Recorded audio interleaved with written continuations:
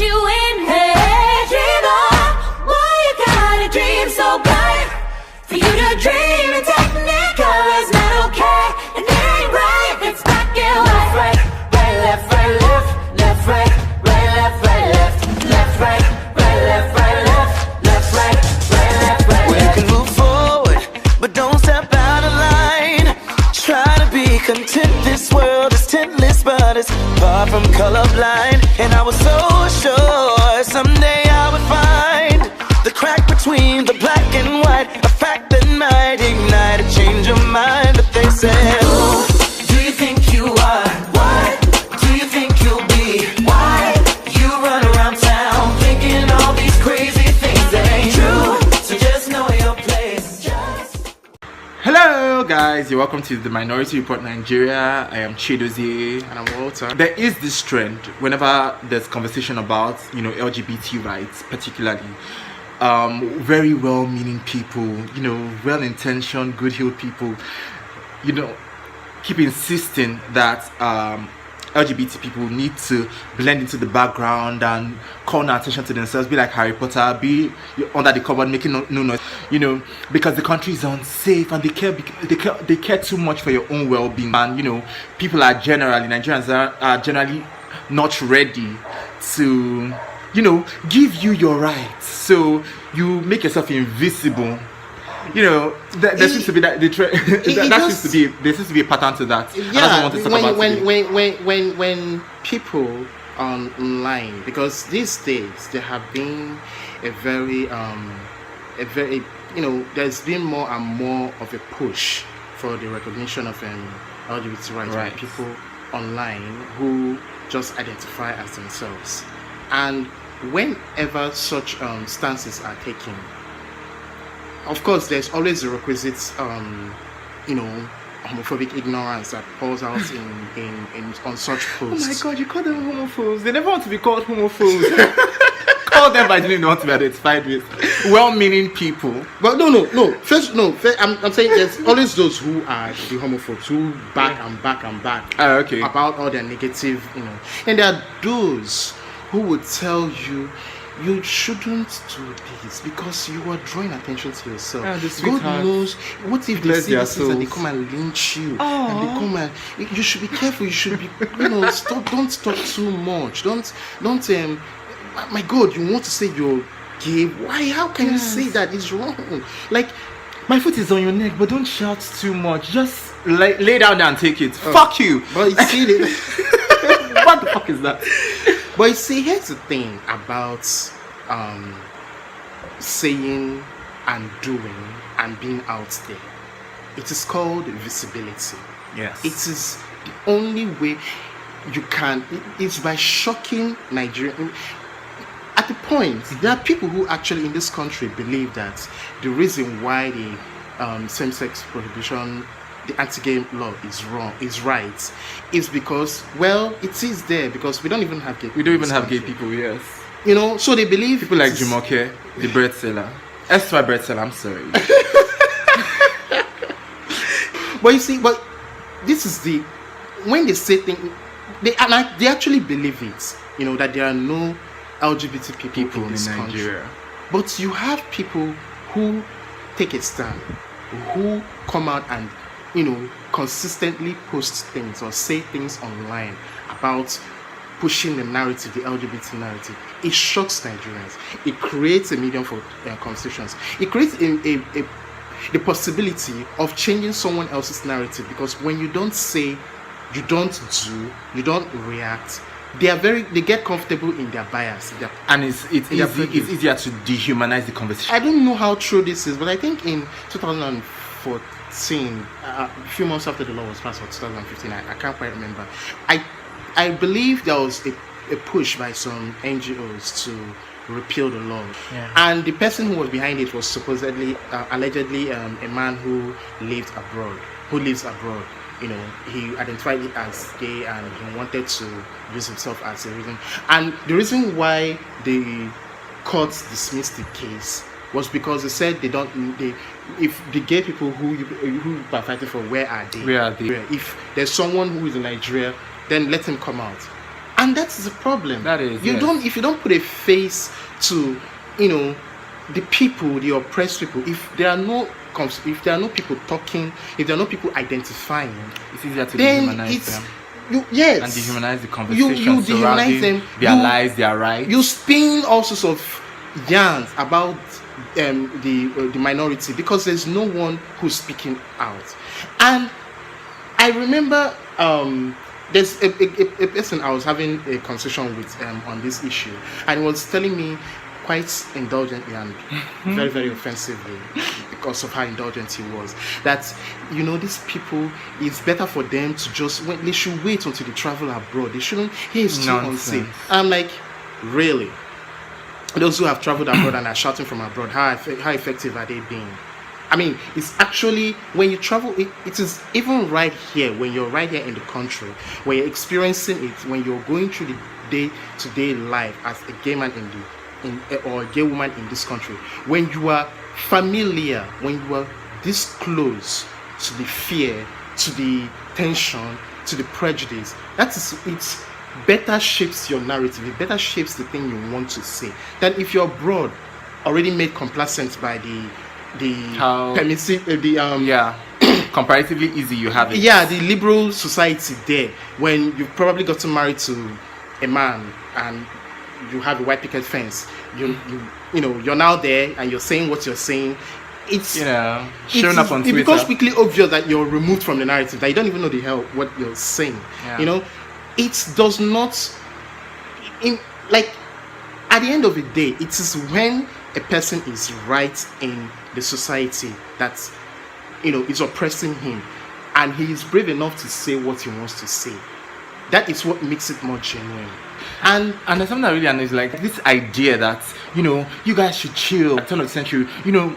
Maybe by then we'll feel more comfortable. Like, who the fuck are you to think you can give anybody their rights? LGBT rights are fundamental human rights. They are inalienable from the individuals. Like, to tell another individual how to live, how to love, who the fuck are you? That's the question I keep asking. So this well-intentioned people, I don't think they interrogate their own role in the entire thing. Rather than you engage with your own attitudes, you are telling people to disappear, shifting the onus.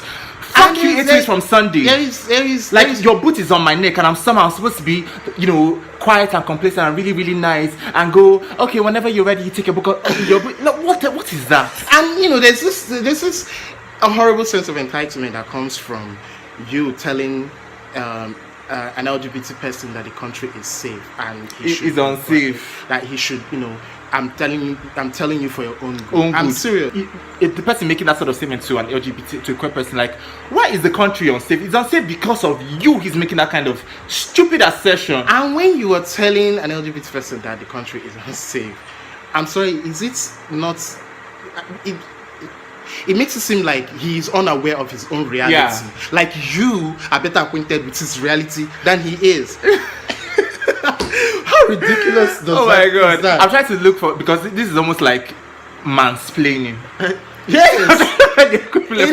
Oh god, it's crazy, and these things happen all the time. People just refuse to engage with the role that they play, and I don't know. Apparently, people seem to think, that when you say you are an ally, or when you act like you are not prejudiced or you are reasonable in some way, you deserve cookies for it. Like, you get a cookie for not being an idiot.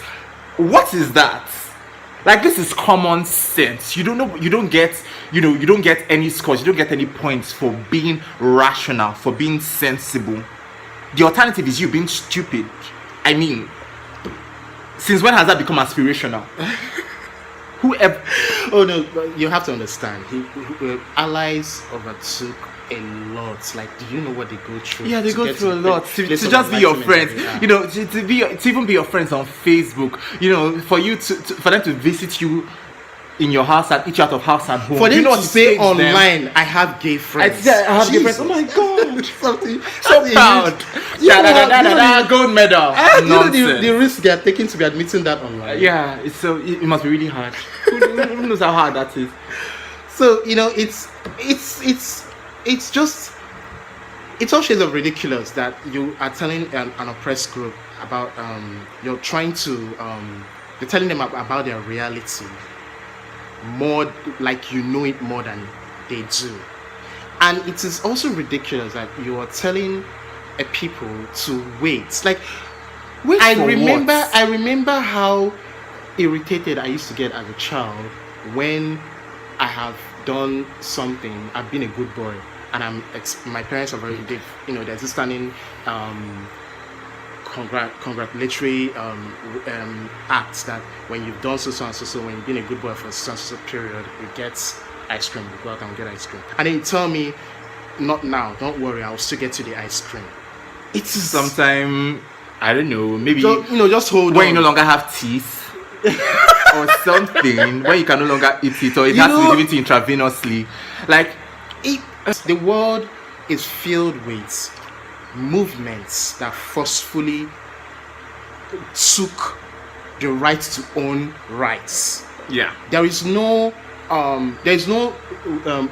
writing of a wrong when it's regarding human rights that was done by the people who were involved By singing in hallelujah. riots. That is why feminism is what it is now, Yeah. because women are pushing. That is why blacks are where they are now, because they pushed. BLM, Even civil rights movements, all of those things.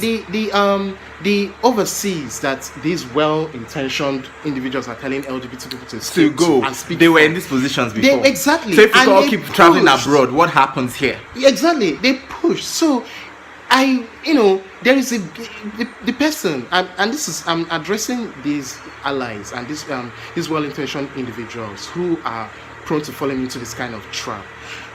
Like he said, like Dozie said, address, if you feel the need to tell an LGBT person to hide, to not speak, to speak but not too loudly, you have to interrogate yourself to know what is advising you to say that. Why you feel the responsibility for the betterment of the society lies on the oppressed instead of on the oppressor.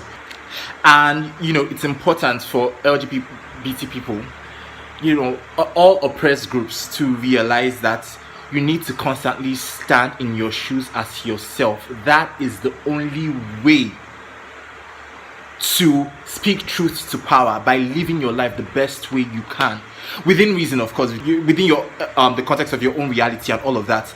Do not let people push you into boxes in order to make themselves feel comfortable, because that is a power trip. Telling somebody you need to disappear so I don't have to deal with you, it is a power trip. And a lot of these ostensibly good intentions are at best microaggressions.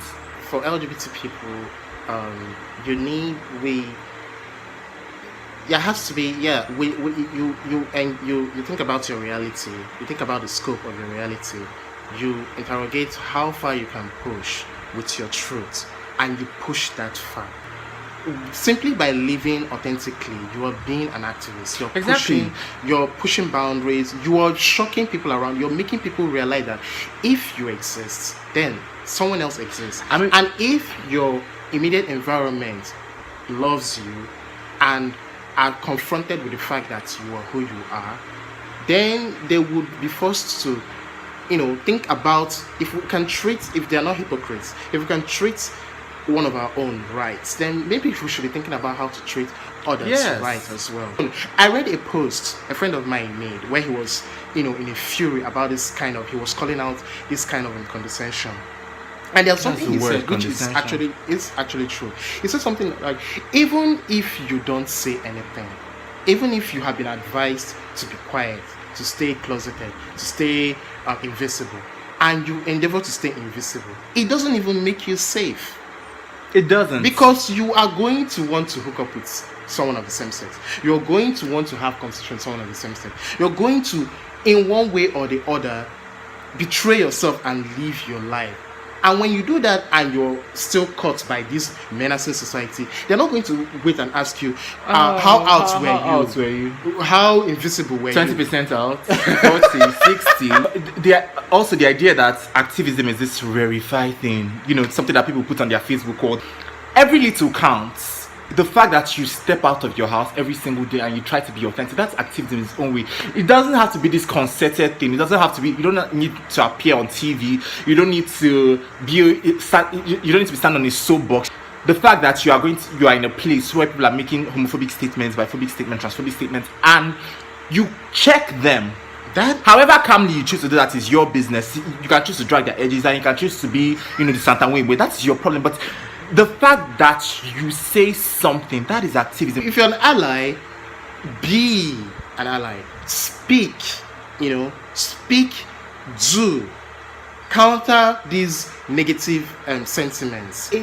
No matter how many times you proclaim it, if you're really not doing anything, you're going to keep proclaiming it because it's not going to convince anyone. I don't get cookie points for it anyway, so it is what it is. So I guess on that note, live your truth as much as you can, be authentic as possible within your realities. Not let anybody force you into a box of their own making in order so that they can be comfortable with dealing with you. Yeah.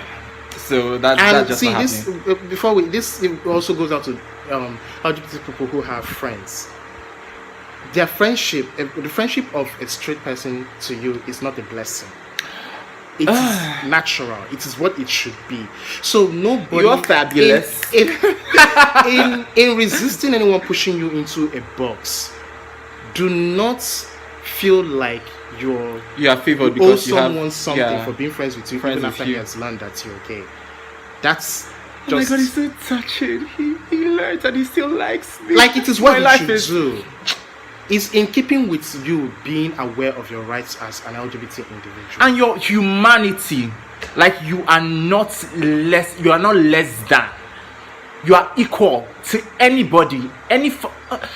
I'm about to start getting angry, so I think this is time to call it a day. Yeah, on that note, please, before you bust any vein, I'm Walter. And I'm Chidozie.